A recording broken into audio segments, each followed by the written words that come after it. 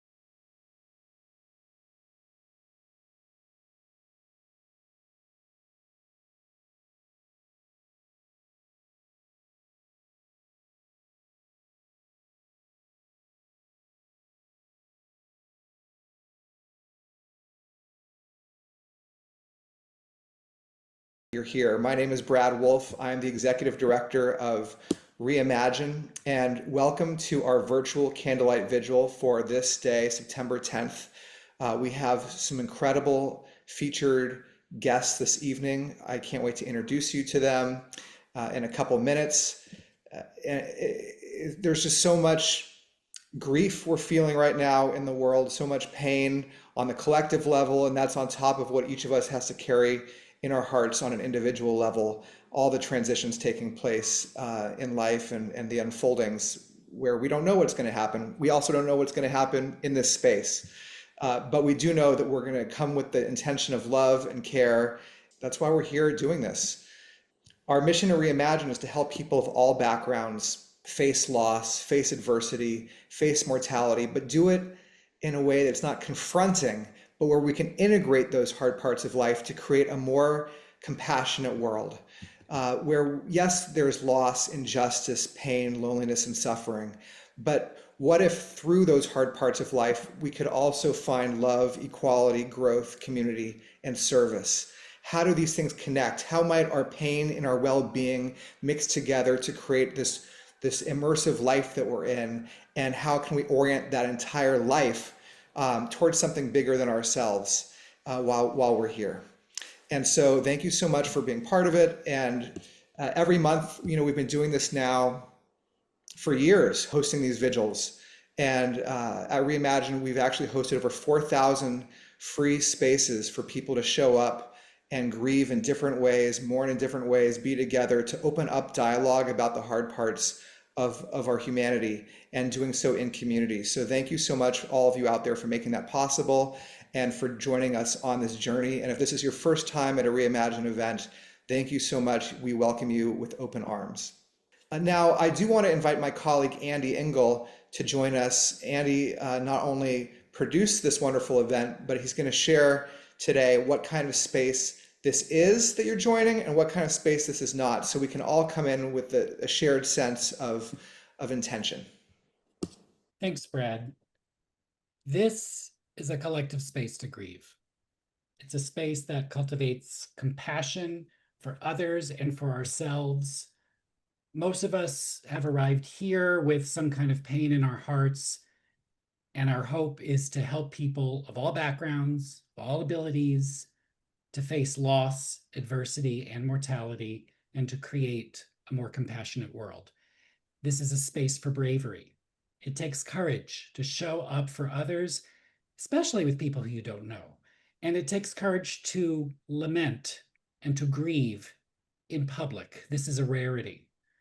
There are few spaces to acknowledge and share personal and collective grief. And with all that's going on in the US and around the world, now more than ever, people need access to gatherings like this one, where we can talk openly and freely about living and dying, about illness, about other adversities, but also about joy. So let's choose to respect and honor everyone, regardless of their religion, regardless of their nationality or ethnicity. Thank you for co-creating this space with us.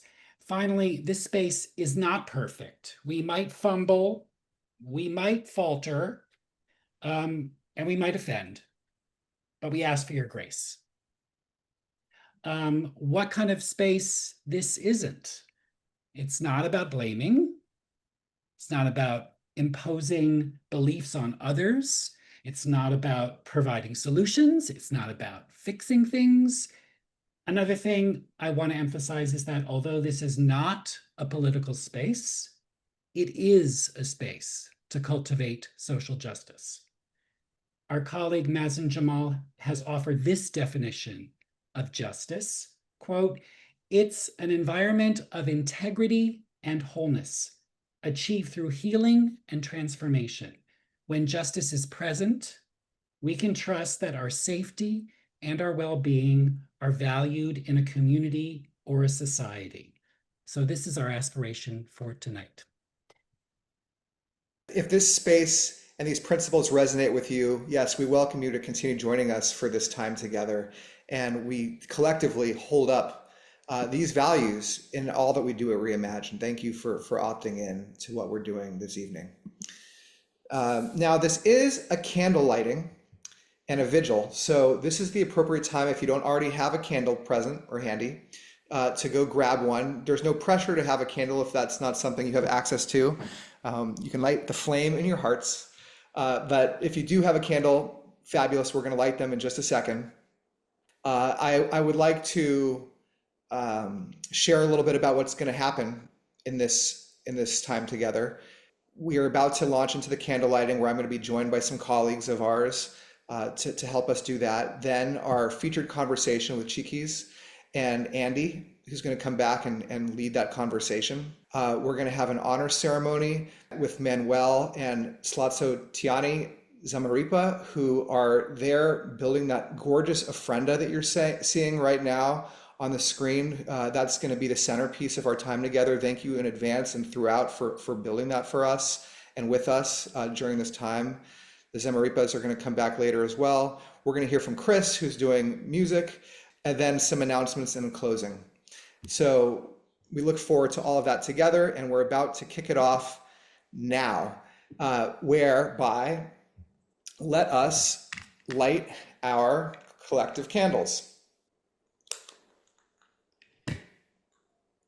Now I'd like to bring up my colleagues, Nicole, Deb, and Andy, who are going to recite this blessing 3 times. And wherever you are, you'll see it on your screen. Feel free to read aloud with us.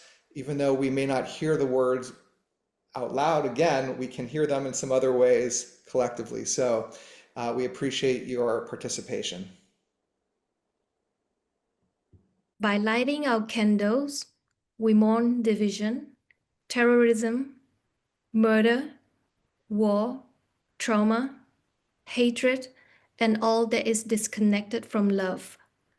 We honor our personal dead, the dead across the world, and all of us still here together.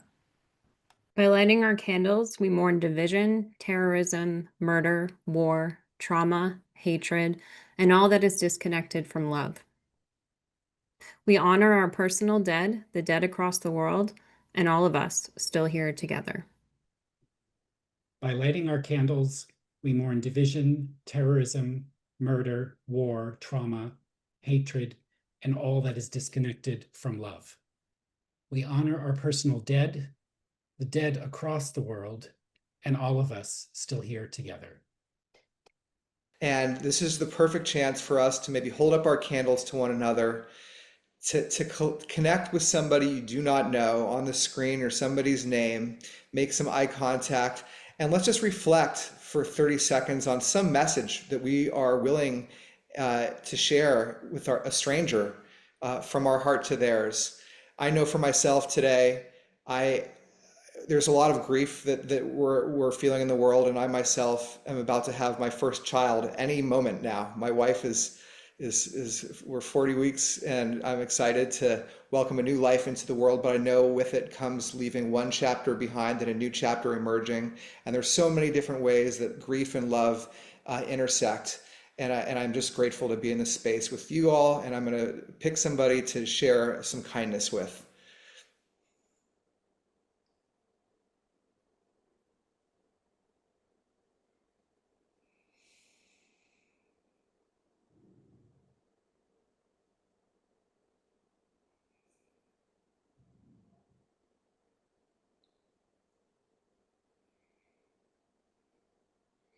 All right, thank you so much for that silence and the kindness that you're sharing. It is so wild that, I mean, even myself throughout this day, this is the first time, maybe in the last week, where I've taken time to acknowledge somebody that I didn't know with such intention in my heart. And how strange that is, that it's so infrequent. But what would the world look like if everyone paused for just 30 seconds and we elongated that pause? Now it is exciting to bring back my colleague Andy Engel, who is going to be in conversation with our very, very special guest this evening, Chiquis. I'm going to tell you a little bit about Chiquis, who is so amazing in multiple ways. I've had a chance to get to know wonderful work that she's involved in, and what kind of force she is in the world, a force for good. And we're grateful to have you here with us. Chiquis is a 3-time Latin Grammy award-winning artist.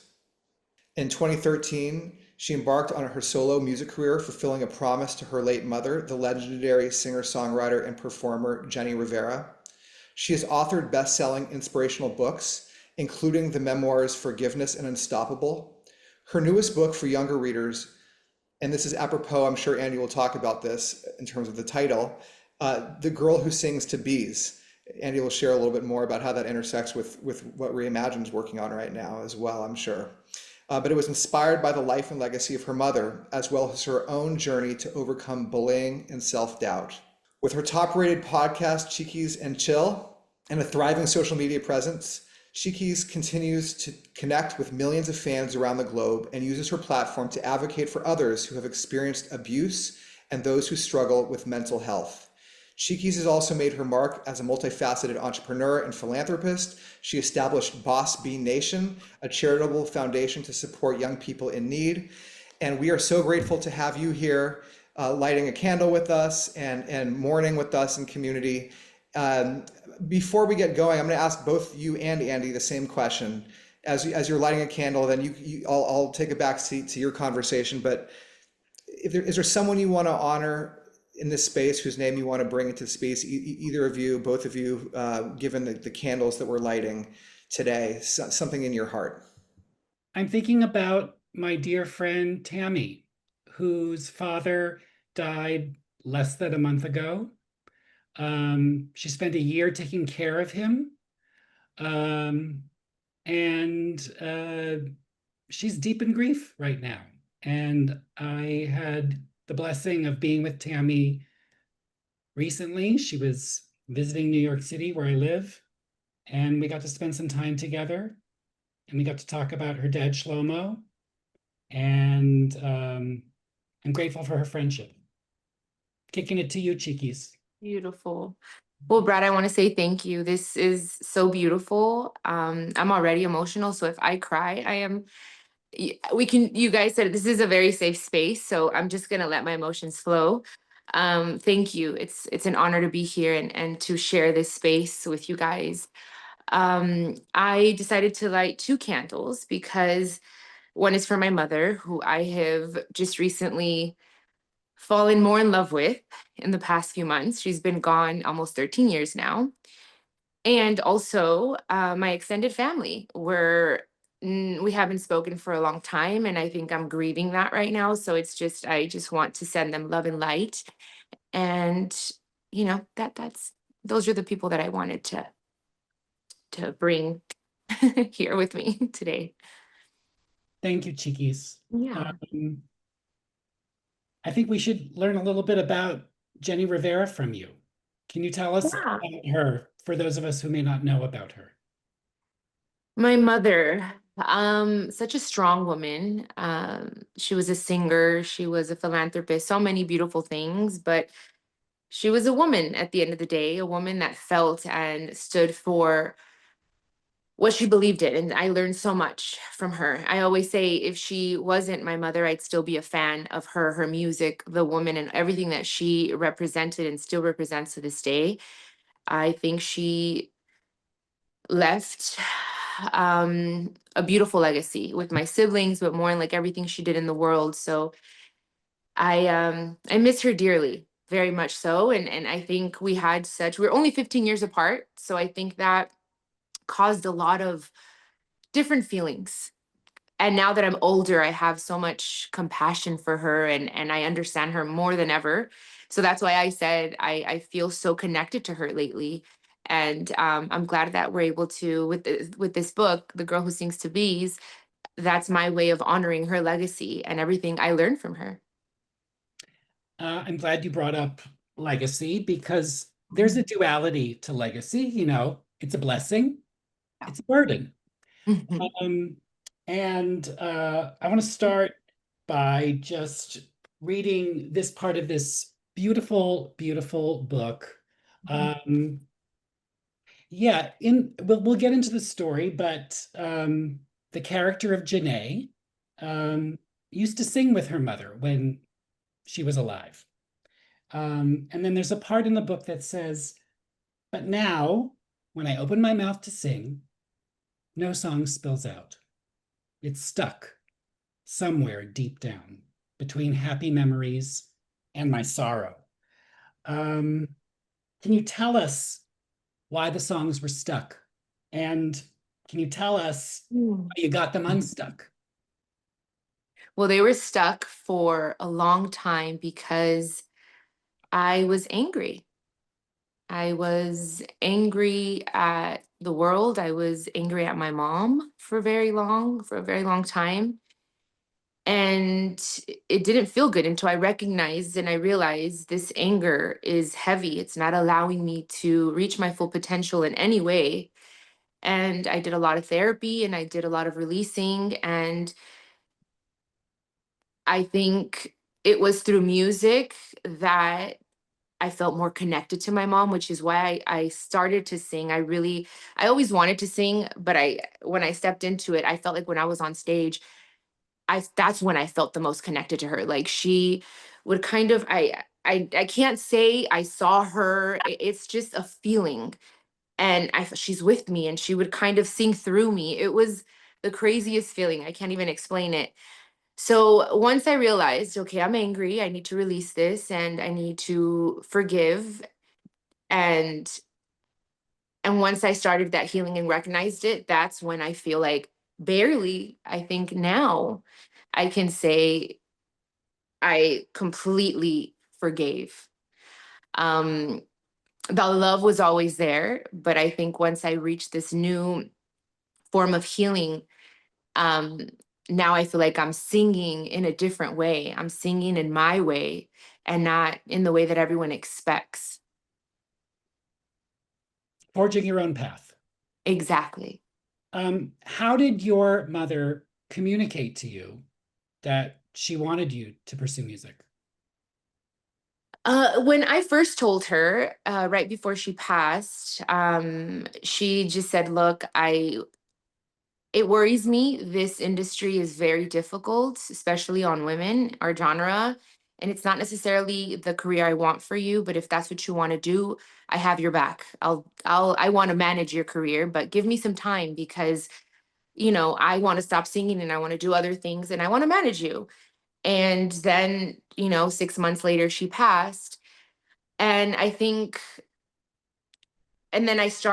she passed in 2012, and then I started in 2015 professionally. And I feel like she's communicated with me through music, not only her songs, but songs. Like I hear songs and I'm like, okay, this is my mom speaking to me. And yeah, I mean, that's how it went as far as when it comes to like the music aspect of it. Throughout your life, when your mother was alive and when she passed, I'm curious to learn more about other maternal figures in your life. In your book, we have a Yeah. very important character, Abuelita. Yes. Maybe we could hear a little bit about Abuelita. Yes. So my grandma, my abuelita, I had to add her absolutely because she was my first mom. My mom was 15 when she had me, and she was still trying to figure things out. And my grandmother stepped in, and the first 7 years of my life, I spent, I think, every day with her almost. And she is the one that taught me about cooking and music and so many different things. And she would always say, "You're my daughter." My mom and her would get into arguments, and she's like, "She's my daughter." So there's that, very important role model in my life. We're estranged right now. We don't speak that much, but I love her and I respect her. And I'm so grateful for not only the dedication that she gave me, but also our entire family. I just have to say and point out, it just amazes me how, despite these tensions with family, and we all have them, Yeah, I'm just very moved that you still love them deeply. very much. Very much. We don't always, and that's what's, like we don't have to agree to love one another, to respect each other. And that's the moving force of the universe is love. And yeah, like I don't wish any bad upon anyone, especially my family. And yeah, I do. I absolutely love them, and I miss them, to be honest. I do. I miss them. And we often hear in this reimagined community that grief is love, love is Mhm. grief. It's all connected. Yeah. Let's get back to bees. Yes. Tell us about the role that they played when you were grieving your mother. Well, I think the bees came into my life in 2014. Um, I started looking into the story, and I've always known I'm really into helping the planet and saving the planet in some way. And I learned how important bees are to our survival, to human beings. And I just found this amazing, like profound love for them and appreciation. And then also, according to aviation purposes, studies, of bees are not meant or supposed to fly because their bodies are too big for their little wings. And I feel like I wasn't supposed to make it. I wasn't supposed to get this far with everything that I've gone through, but I did it. I had to. And I feel like that's what bees represent. They represent honey and nectar and love and prosperity and just abundance. And not I don't mean just economically, but they're important in our ecosystem. And I just felt like for some reason they were appearing everywhere, and I was never scared of bees. Everyone is scared and they shoosh them away. I welcome them. And I'm like, is this in some way my mom trying to communicate with me? I don't know. And that was in 2014. And then more and more it grew, and now there's Boss Bee Nation, and everything is about bees in my life. Um, you should know we're kicking off a series this fall in October called The Wisdom of the Hive. And I love the serendipity of Wow. connecting with you, totally irrespective of that series. So we're having a bee season here at Reimagine, and you're kicking it off. Mhm. And you talked about the importance of bees to our ecosystem. Mhm. And we're often asking ourselves the question, how can we save the bees? Because they're Mm. so important. And our partner in this series, her name is Michelle Cassandra Johnson. She asks a related question, not just how can we save the bees, but how can the bees save us? We have a lot to learn from them. Yes. They can be teachers because they're a collaborative bunch of busy creatures Mhm. together. They're interconnected. And as you point out, like family, they provide us with sweetness, but they also can sting us. Mhm. Um, and uh, Wow, yeah. that's also life too, living Yep. with the sweetness and the sorrow. Yep. Um, this book, The Girl Who Sings to Bees, it's your third book. Previously, you wrote two memoirs for adults, and Yeah. now we've got this book for young readers. Um, and you're writing to help others navigate adversity. That's very clear. Mhm. Um, how have these books, both the two previous memoirs and this one, how have they helped Jenni Rivera? They have helped me heal. I think just being able to write this and leave it in the chapters of this book and close that book and say, okay, this is my story. It's part of my testimony. It doesn't have to determine who I'm going to become with all the grief that I've encountered in my life. I can choose to turn that pain into something positive and beautiful, which has been now my mission in life, and say, okay, I've been through these things and I felt the need to, in a way, then clear my name because so many things were being said. And I'm like, hey, my mom and I had a beautiful relationship and I want you guys to understand it. And I need to honor that and honor her, and this is my way of doing so. So it helped me heal a lot. I just felt this weight lifted off of my shoulders with the first two books and just said, okay, it's there. It happened. Let's move on. Let's move forward. And now with The Girl Who Sings to Bees, it's my offering, to the generations to come. And it starts with the children, teaching them these things that may be a little heavy to put in a children's book, but this is real. It's real and it happens. And it also sparks questions for the children, for their parents, like why this and why that. And that's great to have those deep, meaningful conversations that are difficult and might make you cry, but we have to teach our children. And I feel like I don't have children yet, but I am the eldest of five and I help my mom raise my siblings. And I've always known I have to be an example. And now that I have this platform through my music and through books, I want to be of service. I want to help. So that's my way. That's my offering to the world.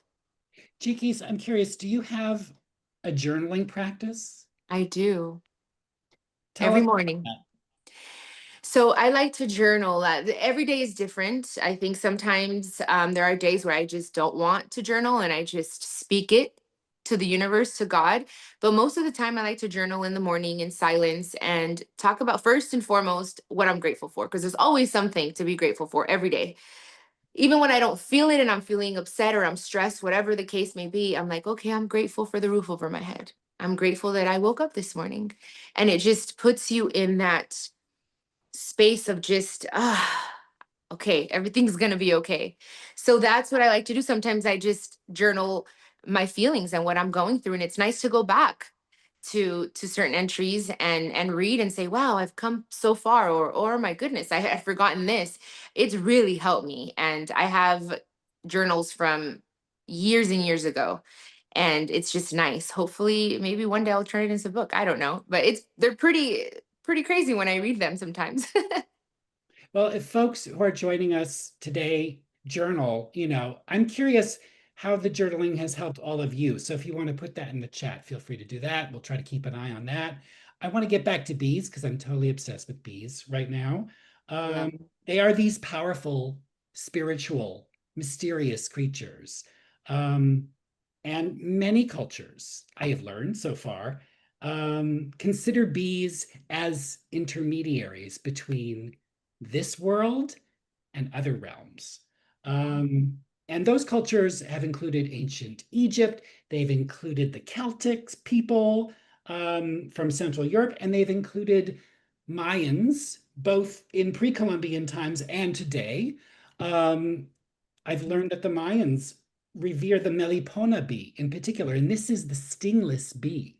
It has a stinger, Oh. but it does not sting. Um, and its honey is considered the nectar of the gods. I'm sure Tlazoltiani, who we'll be hearing from soon in the honor ceremony, can tell us much more about all of this. And as a part of bee folklore, there's Mhm. this practice called telling the bees. Have you heard of this, Chiquis? I have not, Okay, no. I hadn't either.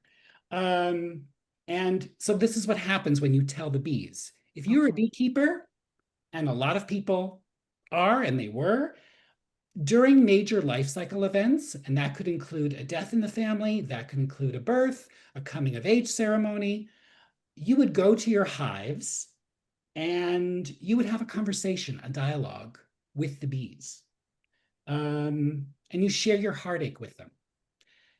So in your story, Chiquis, young Janae is telling the bees through song. Mhm. What can you tell us I want people to buy the book, but can you tell us now, what is young Janae in your story telling the bees? Oh my goodness, how beautiful. I did not know that. Thank you for sharing that. Because yes, I'm speaking to the bees, to a one particular bee in the book, and just admiring how hardworking, and it just never gives up.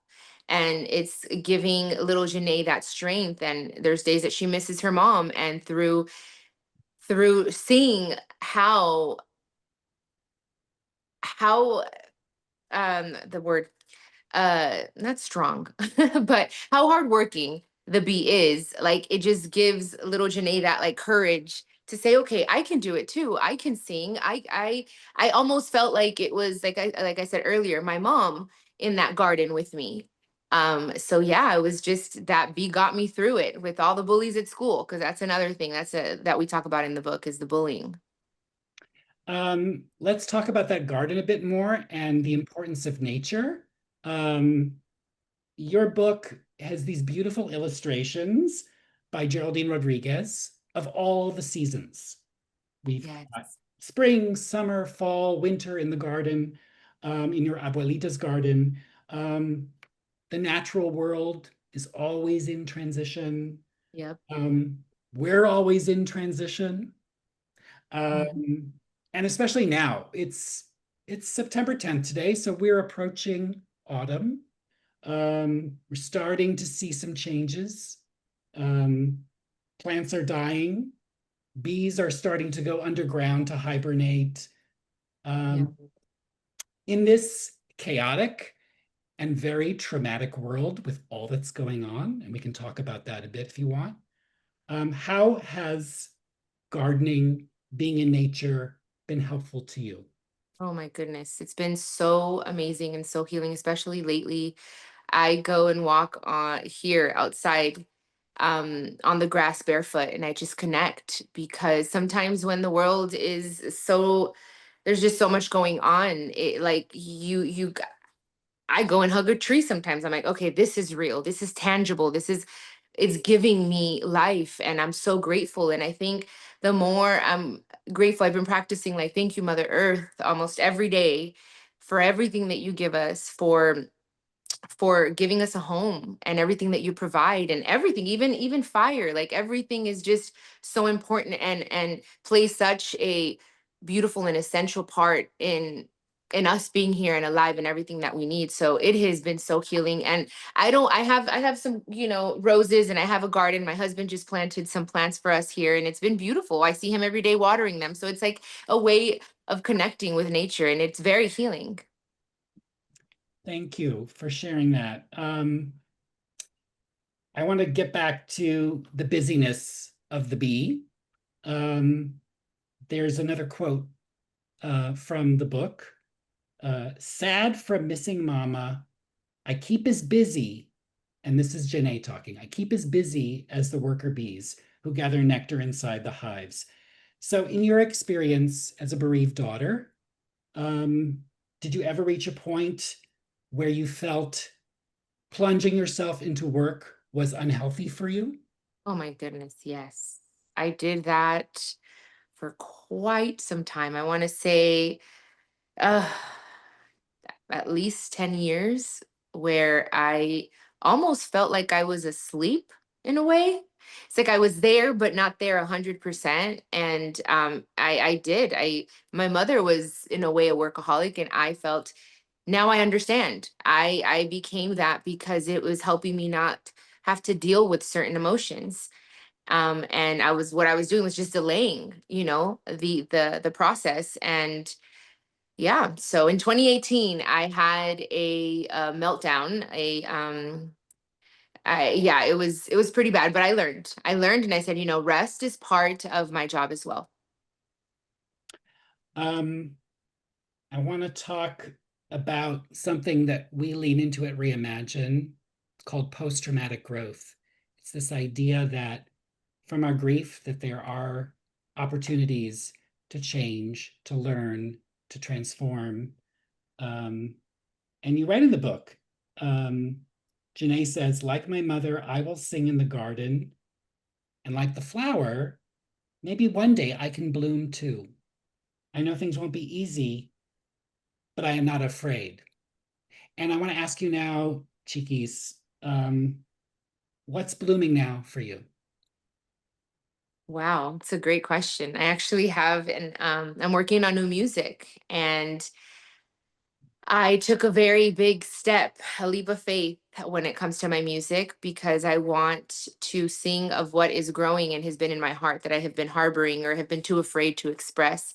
So definitely new music, and it's down the lines of blooming. Actually, it talks about flowers, and it might not be the most popular music, but it's definitely what is in my soul. So it's music from the soul to the soul and for the soul. So I'm really excited for that I feel different. I feel like I reached a point where I don't have to feel guilty for being happy. I'm so glad that this theme of the garden and the flowers, is sustaining for you. Mhm. Uh, in your memoir, Forgiveness, Perdón, and on your podcast, which I've listened to, you recount your experience of sexual abuse. What motivated for you to share about that? Because we often talk about it, Reimagine, all the taboos Mhm. are in society. And I'd just love for you to share with us a bit about this desire to talk. Mhm. Well, I felt it was in a way my responsibility as a human being, as a public figure, to be transparent. And if I want to help change the world, I have to be honest and tell my story. And as difficult as it was, and it sometimes still is, I want to help, and it happens way too often and too much. And I want to help those that perhaps have been through it and haven't said anything out of fear, to know that once you let it out and you speak up about it, it really does help, and it lifts that weight, and it allows you to really spread your wings and soar, and that's why I wanted to speak about it. It's something my mom also told me when we were going through the I had to testify for a year. She says, "Well, you have no idea how many people you're going to help." And that just kept me going. And I said, "Okay, this is difficult, but my mom's here and she has my back, and we're going to help the world." And that's what motivated me to share this. Thank you for your bravery, Chiquis, and for everything that you do for your fans, to communities. We started off this conversation talking about personal grief. Is there anything that you want to share that's heavy on your heart these days in terms of collective grief, in terms of collective trauma within your community? There is a lot happening in the world and in my community, and I don't know if I necessarily want to talk about one specific thing. I think there's just so much happening right now, and it makes me sad, and I just don't want to add more fuel to the fire, but I do want to be a light. And that's what my music is about. It's about showing my community, our community, that they're not alone, and that someone that maybe can't use their voice, I will be that voice for them. So that's what I'm doing now. And I feel like that's my responsibility, and I want to use my platforms in the right way. Thank you for shining that light, Chiquis. This is about the amount of time we have together now. I'm going to pass this back to Brad. Thank you, Andy. I want to thank you so much for being in conversation with me. I will be here with you guys. Thank you so much. Yes, we'll see you at the end. Before you head off, I need to chime in with a question that's just what a beautiful conversation, Andy. First of all, thank you so much for asking such great questions, and then obviously for these really beautiful answers that you've been sharing with us. Just wondering, in terms of sharing your story and the benefits of sharing your story and the healing that it's given you, can you share a little bit more about that weight and what you've found through storytelling? And does the way in which you tell the story change how you feel about your own experience? Have you noticed that in the way in which there may be a million ways to tell your story, that someone could have told your story, but you tell it in whatever ways are feeling right for you? How is the way that we tell our stories transform how we think about who we are?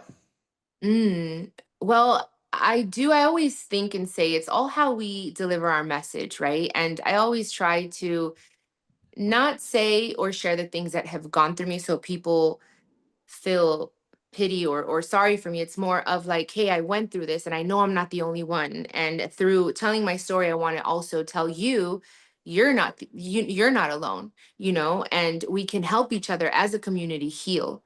And I think this is why it's so beautiful that we're here and that we're here together and we're choosing to be here, because there's something special about just sharing love. We're all energy. It's all energy, which is why I'm like, you know what? In my podcast, through my books, through my music, I know that I have to be a voice, and I need to use these platforms in these ways in with love. And for me, that's what I always think. I'm like, it has to be with love. Like, you can say, hey, I don't necessarily agree with you, or I'm standing up for this, but it could be in a loving way. Thanks for modeling that for all of us, because I will share a little bit more at the end, but about, we see, the stories as gifts, and because the amount of silence and isolation that so many of us are in, that where our culture makes it often unsafe to share or feel unsafe. But when we open up those floodgates and someone else can hear the comfort that provides, the realness, because there's so many things we have shrouded away. And unless we can be honest, but do it with love, how are we going to repair any of this? Absolutely. I agree. It's like, being transparent. And like I said, like, you don't have to share everything. But for me, I felt the need. I said, okay, I want to share these things because I want to be able to help people also say and bring that out and feel, again, they're not alone. Yeah. So last question I had, just to wrap up this conversation, and then we're going to move into our honor ceremony. But you talked about this new music you're writing, and I myself am a musician. We talked about it a few minutes earlier, and there are certain things that I write, lines that I write, or words that I say that are something I can hold on to, that kind of point me somewhere that I want to go, that remind me of something that matters to me. I'm wondering if there's any lyric or anything you can share with us, either in something that's coming out or something from the past, Yeah. That is some line of yours that we could go online and listen but here's something that for you that keeps guiding you forward. Okay. Yeah, absolutely. I feel with music, we talked about it earlier, how healing it is, and it's all again frequency, and which is why I was like, okay, I want in my music to always speak words of life. And with everything going on and how much it's affected me and of course so many people, I wanted to sing to my people, and I have a song coming out actually in on the 18th, and it's called Pa Mi Gente. So it's for my people, and it's talking about the hardworking person every day that maybe feels overlooked or we overlook because we're just so busy, and it's just celebrating them. And it goes kind of like this. um Esto se baila con mi gente. Oh my gosh, I'm drawing a blank. Hold on, give me a second. Um, how does it go, my love? Okay, hold on. Yes, play a little piece. So give me 1 second, guys. As I do, it's a very uplifting song, and that's what I wanted, just to bring like happiness and joy. Because yeah, music does definitely move something within you. It can move something not so good or something great. So I'm like, I want to move something great. So let's see. Se detiene. Los que sostienen al mundo lo gozan, lo bailan, lo hacen un mejor lugar. Esto se baila con mi gente. ¡Au! Que no se rinde, se detiene. So it's basically saying this is a song for my people that make the world go round. Thank you. Thank you for what you do. And yeah, it's yeah. I'm a little shy, but No, that's so beautiful, and honestly, it speaks to what you talked about in your gratitude practice, and how if we're grateful for the people in our communities, the world around us, how that is a light, and you're modeling that light in your words, but also in your melodies, and also in your spirit. So thank you so much for being here and for really elevating us with your presence. oh, thank you. It's honestly such an honor. I'm so happy to be All here. right, we look forward. We'll have you back in a few Yeah. minutes as we move on. But I want to now transition to the honor ceremony, where we are going to welcome two incredible people, the Zamarripas, both of whom are Reimagine collaborators and past speakers at Reimagine's events. They are based in Austin, Texas. They will lead the honor ceremony, and there will be musical accompaniment, I hope, by Chris Dingman. Dr. Manuel Zamarripa is a mental health educator and the co-director and co-founder of the Institute of Chicano Psychology. Dr. Zamarripa often speaks on destigmatizing and decolonizing mental health in Chicano, Latinx, and BIPOC communities. He was awarded the University of Texas System Chancellor's Innovations in Education Award. He received Distinguished Alumni Award from the University of Wisconsin School of Education, and was also awarded an American Psychological Association Presidential Citation for his advancement of Chicanx psychology. Manuel has been featured on NPR and in the LA Times. He is also a past president of the National Latinx Psychological Association. So this is one half of a power couple here that we're introducing. And the other half is Tlazoltiani. Excuse me, I really apologize. I'm Tlazoltiani, Jessica Zamarripa. Thank you so much for being here. You are an educator, a mental health advocate, and a true keeper of ancestral wisdom. She is the co-director and co-founder of the Institute of Chicanx Psychology. We know who that's with. She facilitates conversations and workshops on topics such as parent and family engagement for Latinx and BIPOC families, and reconnecting to ancestral spirituality for individual and collective well-being. Tlazoltiani also has experience working with and speaking to adolescents, particularly marginalized teens, regarding positive identity development. She is a longtime mommy activist, moon dancer, a leader of Temazcal ceremonies, and a community organizer working toward social justice within Chicanx, Latinx, and BIPOC communities. She is a founding member of a local Austin language and cultural revitalization school program for Spanish-speaking Mexican-American elementary students. Both of you have built this beautiful altar. You bring so much to the world, honestly. With your time and your energy are transforming lives in such incredible ways. It is just such an honor to share your biographies, to know that people out there are doing the kind of work that you're doing in the world, and to have you here today as part of this space to guide us in this honor ceremony. Thank you so much. Thank you so much. It's an honor for us to be here, and thank you to Reimagine. Thank you to Andy and to Chiquis for your conversation, and to everybody here who continues to do these really important gatherings for community in our world today, where we have forgotten in a lot of ways in our modern society the role of grief and loss. It's such a taboo, I think, as Andy was saying. There are taboo subjects, and sometimes just talking about loss and death is one of those. And so it's really important that we come to do this. So I want to just give gratitude to the creator, great creator. I want to give gratitude to the sacred directions. I want to give gratitude to our ancestors. I want to give gratitude to the guardians of the sacred lands that we are all on in our respective places. And I want to give gratitude to all of our hearts here together in this virtual circle, this virtual círculo. And I want us to, of course, we're here to honor those that have passed, but we're here also to honor our losses and our grief that is part of our lives all the time. It's part of the cycle of life. And of course, we are living in a heavy time right now. We could argue that there are always heavy times, but I do want to say that, in this country, it's particularly difficult. We're seeing a lot of attacks on people that are different than the quote unquote norm in a lot of ways. People that are marginalized are continuing to be marginalized, whether it's gender, sexual orientations, ethnicity, race, abilities.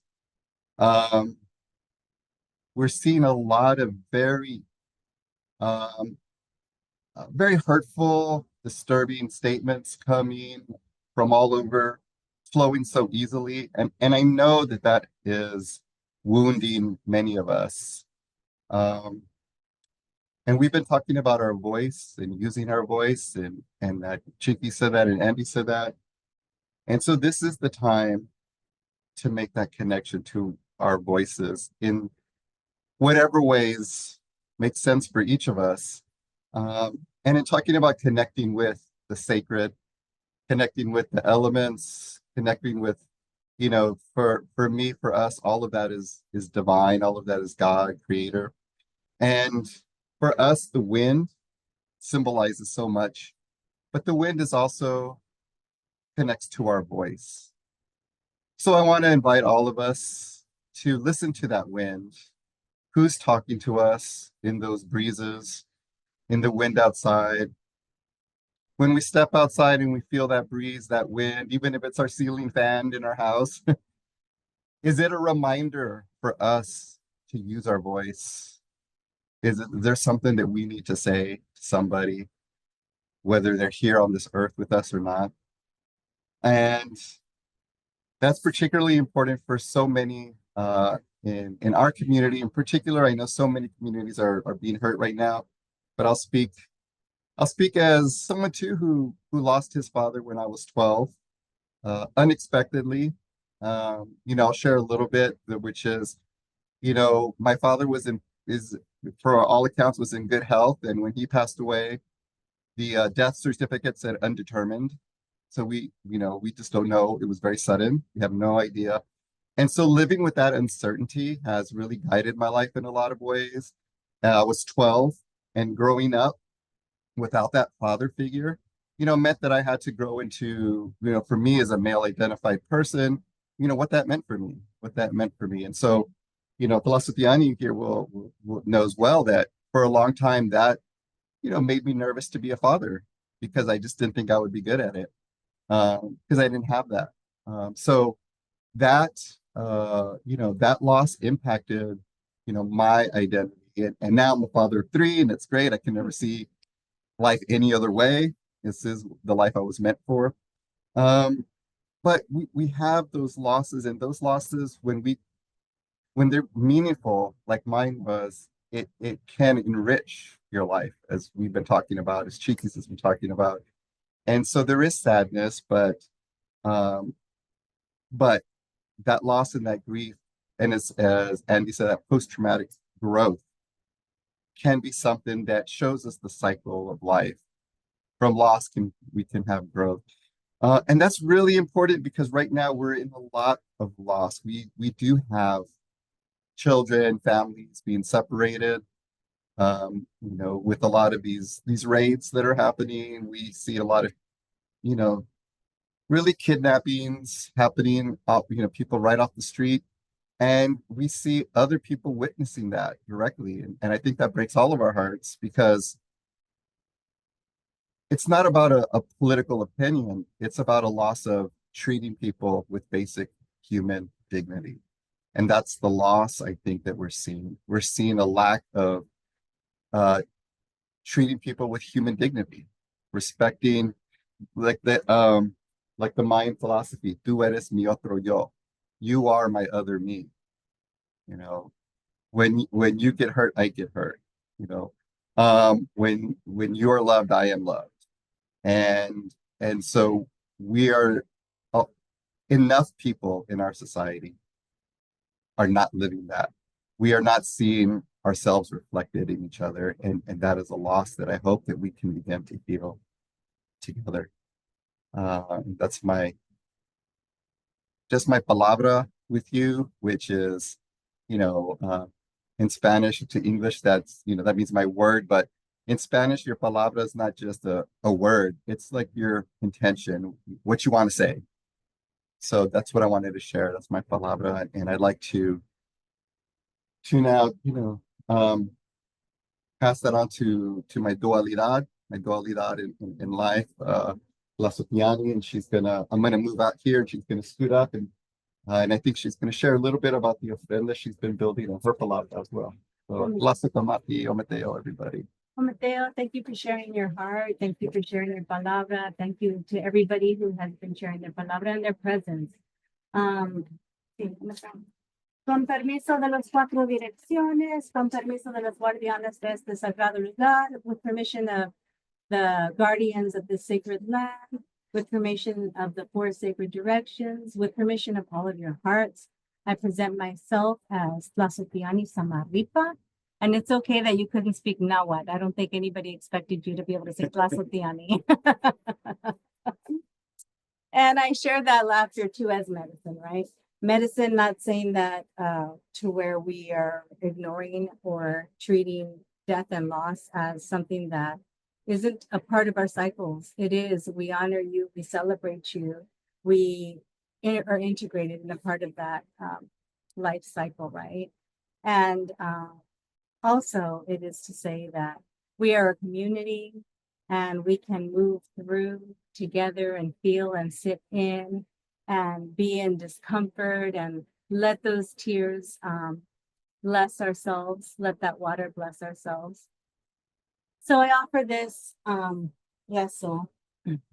offer this. Let me tell you first about the Tlalmanali, the altar, the ofrenda that I have been moving the medicine in as we share and spend time together and weave our lives together for a little bit.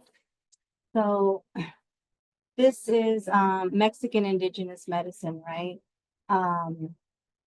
This is of our ancestors. These are the four sacred directions. This medicine wheel. East, honoring death, decay, honoring all that needs to happen. This is this is north. This is the east, where the sun rises, right? New light that blesses all of life. This is the south of water, direction of children. And in the west, direction of feminine energies, direction of fall time. And I could talk for years about this. But what I've been doing is honoring and giving this ofrenda to all of us, to all of your hearts, and to our ancestors, right? Thank you, ancestors, for coming together to create all that we are. and to let us live in this moment right now, no matter what's happening, right? And to our descendants, right? And also to our Madrecita Tierra, our Mother Earth. Everything here is from our Madrecita, it's from our mother. And so we harvest in her abundance and we learn how to live in that abundance. And then we give this ofrenda back to her, right? This fire, this water, this wind, as Manuel was talking about, the wind that gives us the impulse to speak when we need to, right? This fire that gives us that passion that we need. The water, which is our life, our tears, the waters in our bodies and the waters on our Madrecita. And then the earth, I have cacao seed for abundance for all of us.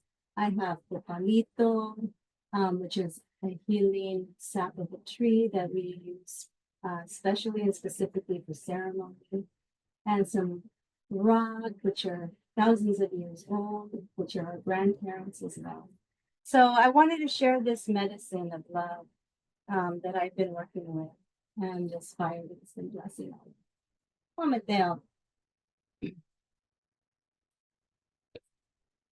Okay, so in a little bit, I'm going to invite all of us to bring forth being present, bring present within our being.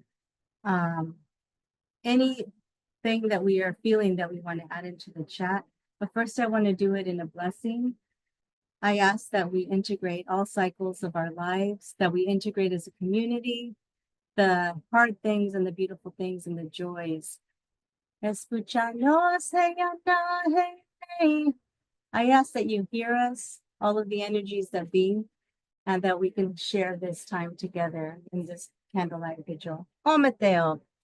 Everyone at this time, bring forth within yourselves, within your being, within all parts of who you are. And put in the chat if it's a person or a relationship or anything that has brought you any loss. Anybody you would like to honor, anything you would like to say. I invite you at this moment, me and my dualidad and all of us here, to put that in the chat. Mateo.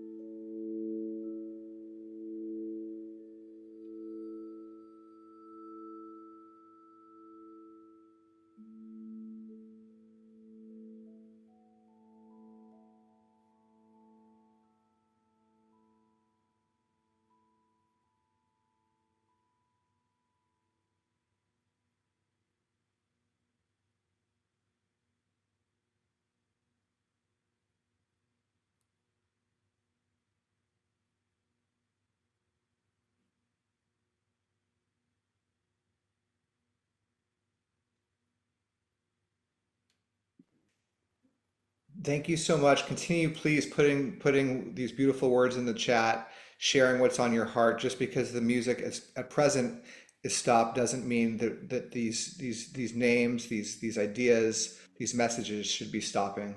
Um, I want to, if this is the right time, Andy, invite Chris. And I'm so grateful that your music is working and sounding so beautiful. But want to invite you to lead us um, in a mini transformation experience as we consider what's in our hearts right now. Chris, by the way, is known for his distinctive approach to the vibraphone. Chris Dingman. He's worked with legendary artists like Herbie Hancock and Wayne Shorter, and many of today's jazz, creative, and world music luminaries. Working in New York since 2002, Chris's trajectory was forever changed when in 2018, he improvised and recorded music as an act of care for his father in his final moments of life. This music became the 5-hour extended album called Peace. Since then, Chris has brought his special brand of healing music far and wide, from live sessions at Omega Institute and the Rubin Museum of Art to talks for the Gold Foundation and the American College of Physicians, and to Reimagine gatherings that he has hosted as a collaborator since 2022. So as you keep sharing those names in the chat, let's also turn our hearts to Chris and open the space for you, Chris, to share whatever's coming through you now.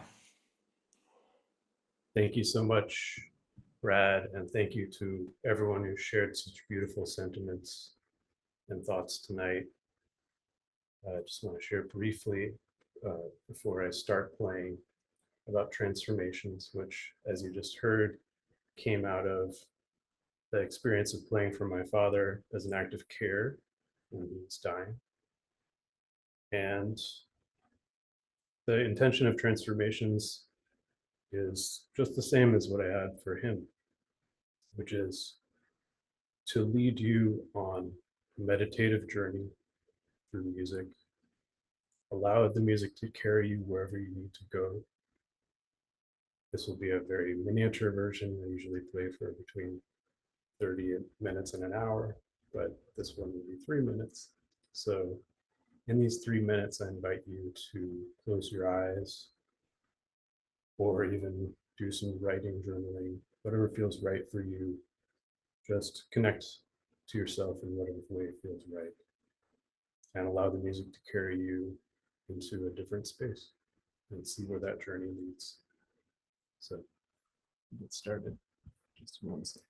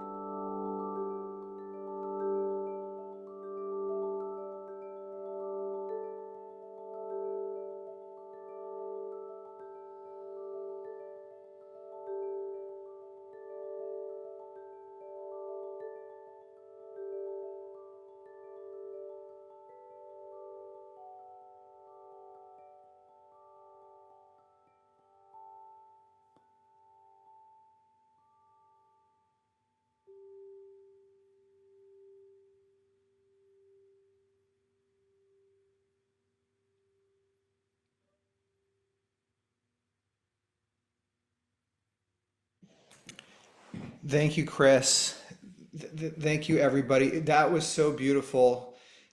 Everything. I mean, if you're out there and you've been sharing in the chat, um, the names of people you don't, again, no, keep sharing names, even if it's in your heart. But if you also want to share some gratitude for Chris, to the Zamarripas and to Chiquis for really keeping this experience so elevated. Chris, is there anything as we wrap up that ceremony and we're leaving that world and moving back into another, is there anything you want to share for a sec? Maybe inviting us to take a breath collectively, or some way we can all ground coming out of that beautiful experience that you just guided.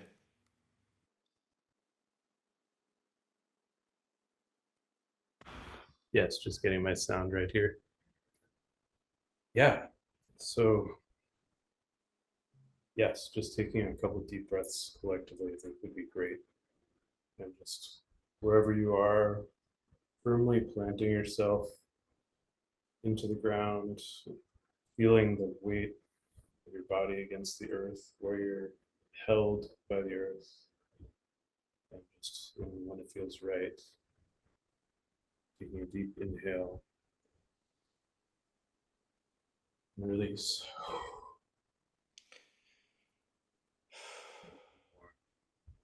Deep inhale.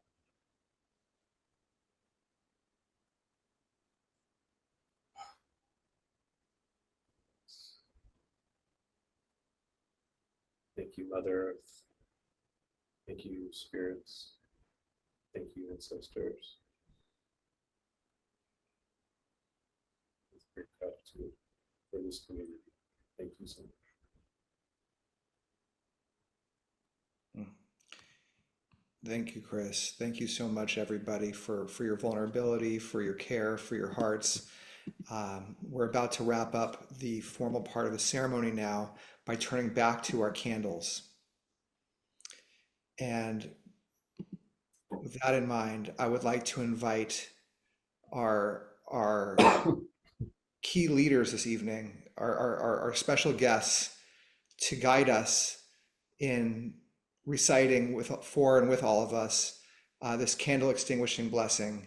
We're going to start with Chris, and then Manuel, Tlazoltiani, and then Chiquis. I guess we'll do it 4 times. That's even better. We're really going to sink into this in our hearts. And then at the end of the 4th time, I'll invite us to take a deep breath together on the count of 3, and we'll extinguish our candles as a community, but only if you're so moved. If you want to keep your candle burning, there's natural ways of candle extinguishing as well. So just want to do what feels right. But I'm going to turn it back over to Chris to begin leading us in the set of blessings. And wherever you are, feel free to read along. By extinguishing our candles, we release the light into our world to keep alive hope and the memories of those we honor, today and tomorrow, and for the rest of our lives. By extinguishing our candles, we release light into our world to keep alive hope and the memories of those we honor, today and tomorrow, and for the rest of our lives. Apagando nuestras velas, liberamos luz en nuestro mundo para mantener viva la esperanza y los recuerdos de los que honramos hoy y mañana y por el resto de nuestras vidas. Mateo. By extinguishing our candles, we release light into our world to keep alive hope and the memories of those we honor, today and tomorrow, and for the rest of our lives.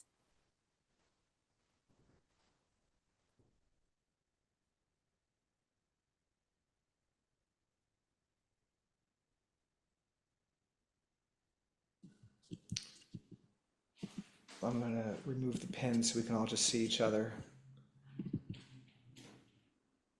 Let's see. Well, we can watch this beautiful altar. All right, on the count of 3. 3, 2, 1.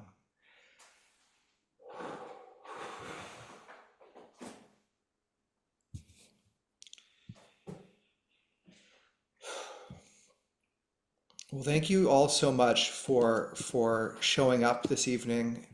Um, there's so many people that made this happen. I want to share a couple of quick announcements with everybody before we fully wrap. But I just want to say that, you know, as I shared with the guests in advance of this, we never know quite what's going to happen in these ceremonies, these vigils. You know, I wish there was 10,000 people here today to witness the care and the thought and the love that went into each of the speakers that blessed us today. Sometimes we've had, you know, upwards of 1,000, sometimes we've had 5. We need to get this world moving on the right track. There's such a sadness that rightfully is infesting our hearts, but that sadness, hopefully we can do something with it and with that grief, and actually not have it be such that, yes, we should take time for ourselves and make sure that we're taking care of ourselves and grounding ourselves, but we have to also do something together. And even if this could be the beginning of it or a continuation of it today, unless we can acknowledge what's happening and acknowledge our grief, it's going to be hard to actually process it in healthy ways. So I think we need a lot more space and a lot more energy for exactly what everyone brought here this evening. And I'm just embarrassed for our country. I'm birthing a child into this world and nervous and scared about what's to happen. But I also have hope for the people that showed up here, because of the people that showed up here tonight or today, wherever you are in the world. So with that in mind, I do want to share something that I want to tell you about that is a unique opportunity. At Reimagine, we're trying to build a movement around the ideas that we're talking about. How do we respond as a culture and as individuals in a healthier way? How do we actually take our pain and channel it or transform it into another form, into a form that brings more healing in the world, more light, more music, more service, more action? What do we do with all of this that's in our hearts? You know, there's so many unhealthy ways of processing something, but how can we actually collectively do something with that pain? And that's the question we've been wondering about. And as such, we've been building a new platform that we hope can, you know, I don't want to compare it to something like Facebook or Instagram, because I think those things have brought a lot of suffering in so many ways, but in some ways a healthy instantiation of some of that, where we're actually coming together to process our pain in ways that channel it in healthy, positive, expressive outlets. And so we've been building something that bring people together in a social space where together we're not afraid to be grieving and to mourn and to grieve, but also to grow and to find purpose and to create action. And so tonight, we're about to, in February, open this up to a broader population. But tonight we want to share a special invitation just for this group here to join that platform and try it out before anyone else, and give us some feedback on how it's looking and how it's set up and how it's working, because we want it to be something that is of service to the people that are here and to your communities.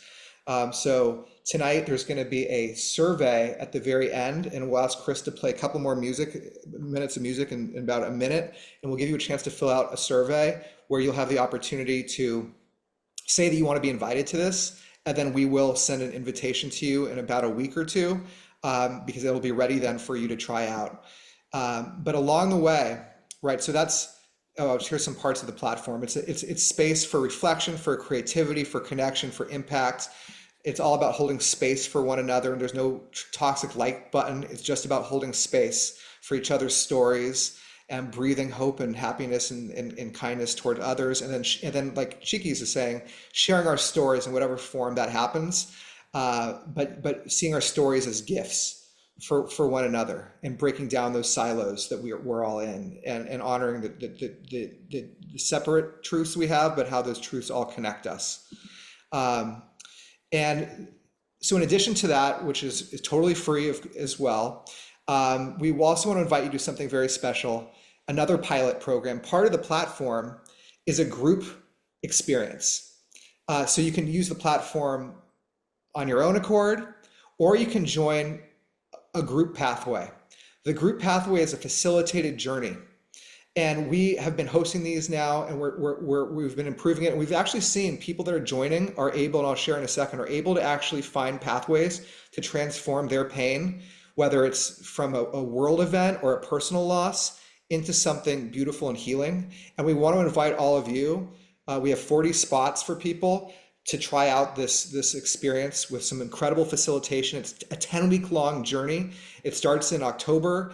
Someone's going to drop a link in the chat right now, but you'll join a group of 40 people. You'll be in smaller communities. You'll meet and have support in actually working together to do something with the pain in our hearts, and support creating something beautiful for yourself or for the world out of it, even if that thing is very small, even if you don't know what that thing is at this moment, whether it's a musical project, whether it's a service project, whether it's a poem, whether it's an apology to somebody, whether it's a statement of a boundary. There's so many things that we can channel our pain toward, and this experience will help you manifest that in your own life in a really, really beautiful and healing way. People have said, we've just been running this, that let's see, I encourage you to try this program. I find it comforting, creative, and cathartic. Whatever I think about the group, I'm filled with so much joy and love and the admiration for the people that I got to be around. So you'll meet incredible people. You'll dive into open-hearted sharing and support of each other's journeys, and you'll end up transforming yourself from being stuck in grief potentially to working through it, to welcoming it, to ultimately utilizing it to be the best version of yourself. So if you're interested in that, I think there's a link there. We'll send it out after, but if you want to sign up on that link, there is a fee for that. But if you have any, and it's very cheap, it's just $10 a session. But so it's over 10 weeks, it's cheaper than a lot of than many therapeutic interventions. And if price is an issue for you, please email us, and we don't want price to be a barrier for anyone. So no matter what, you can be included into that offering. Just want to make sure that that's known, but everything else is a donation. We'd love your feedback for that. That's very special, and we need to figure out if we can launch that in a bigger way soon, because the world's needing this, and this is what it's in our hearts. Now, I want to turn over to Andy to share about a couple other just specific events that are coming up, not part of this platform offering or this group offering, but are some events that we can share with the community. I will do that, Brad. But first, I want to give people an opportunity to fill out the survey that Nicole is going to paste in the chat. We give people a few minutes to do that. And for the sake of time, because it is 9:30, I'm happy to have musical accompaniment as I read the announcements, Chris. So feel free to do that. So first, we have our next event, Room for Grief, on September 18th. And this is a peer-led drop-in group that meets every third Thursday of the month. And we encourage you to sign up for that. We're going to provide a link at the end of all of my long announcements at the very end, so you can sign up for all of these. So join us for Room for Grief on September 18th. Nina Rodriguez, who's the host of Grief and Light podcast, will facilitate that one. We have a community of lovely collaborators. The majority of the events that you see on our calendar are produced by this community. And on September 9th and 16th, one of our most esteemed collaborators, Chris Dingman, is going to be leading his transformation gathering. So I encourage you to sign up for those. You got a little taste of that tonight. And on September 16th, Lily Liu is hosting Let Me Interview. And she'll be in conversation with food foraging expert April Thompson, who is helping others to preserve knowledge of local ecosystems that we've lost. And we've got more on climate grief and growth. Register for Wisdom of the Hive, which I mentioned earlier. Chiquis, I'm hoping you're going to join us for that. Michelle Cassandra Johnson and special guests explore themes in Michelle's newest book. And Michelle sees honeybees, as I mentioned, as our teachers. We can improve ourselves, we can improve the world around us, we can get more connected. Bees are a powerful example of turning towards pain and fear, committing to better conditions for all beings to survive, and building a sweeter future. We've got all these luminaries It's going to be a buzzing beehive of activity, so please come. Finally, on October 8th, join us for next month's Vigil. We've got authors Dr. Tasha Faruqi and Colin Campbell. Both are parents who are grieving children and their own circumstances that are both very similar and very different. You can register for all of these events and others by using the link that Nicole will paste in the chat. Also, consider hosting your own events as a Reimagine collaborator. It's very easy to do. And there are links in the chat to learn more. So thank you. Join us. So I just have to end as you begin filling out that survey right now. I want to read, and we'll give you a couple more minutes. We'll let some folks go if you need to go in a sec. But those of you can stay and fill out that survey with some background music for 2 more minutes. We'd be super appreciative. I do want to just share this gratitude. As I was listening, I wrote a poem to Chiquis, to Tlazoltiani, Manuel, and Chris around kind of what the themes we were talking about. This is in a style called 15s that is a very simple form of poetry that I like to think I created, which I think I did. But it makes every poem sound good. It's very simple. It's 5 lines, 3 syllables each, and everything just works out. So this is a poem for you called "We Hear You." We hear you even when the only sound here is music's heart. And that's what I was feeling here today. Just that there's something, even when we couldn't hear the music at the beginning, even when we haven't had a chance to, not everyone knows your music, Chiquis. Manuel and Tlazoltiani, it wasn't music of auditory sound, but what you were creating the whole time vibrated in a similar frequency. And so it's just something so beautiful that we can hear. And I think that's in our hearts, and it's also in music's heart. So thank you so much for being here with us. It's so special. And I also want to thank the Reimagine staff, Andy, Nicole, who's in the Canary Islands in Spain right now. I don't even know what time it is in Spain, but she's staying up with us. Thank you, Nicole, for being here.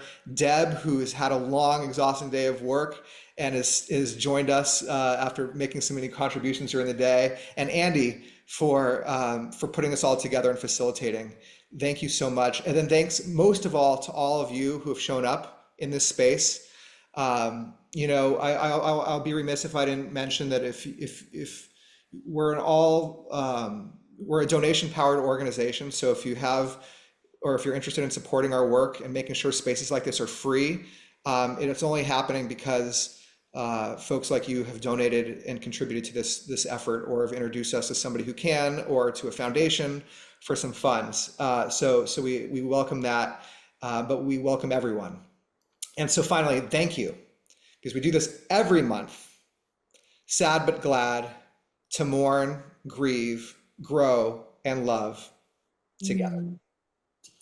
As we end, as you fill out the surveys, Chiquis, I know you've stayed over with us. Is there just one thing you want to share back to the community today, and just something in your heart that is just sitting there? Anything you want to share with us before we fade out with some music? More than anything, I'm just grateful. I have a lot of gratitude. I had a very heavy heart when I entered and when we started, but you guys all made me feel really good. Everyone holding space. So I'm very grateful that you guys are here. Thank you, Andy. Thank you, Brad. Chris, the music was awesome. Everyone. So I'm happy, and I definitely want to come back. So let me know. I'll probably be here on October 8th. Yay. All right. That's amazing. Thanks. Okay. So Chris, if Chris will take us out with some music, be a great time to fill out that survey or to register for that group. And, but I'll bid you adieu now. If you want to just share some more gratitude in the chat, write the word love. We'll end with that, and we'll let Chris take us out with some music. I'll hang on for a couple minutes. Thank you so much for being here.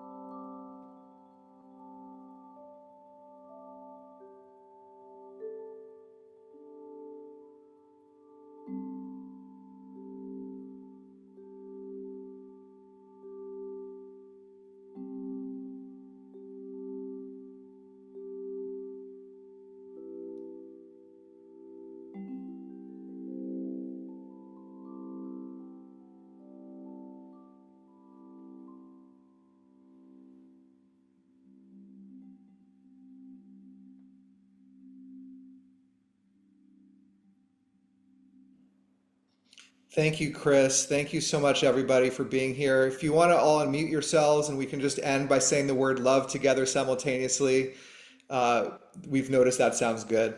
So let's just unmute ourselves on the count of three. Thanks again to all the special guests.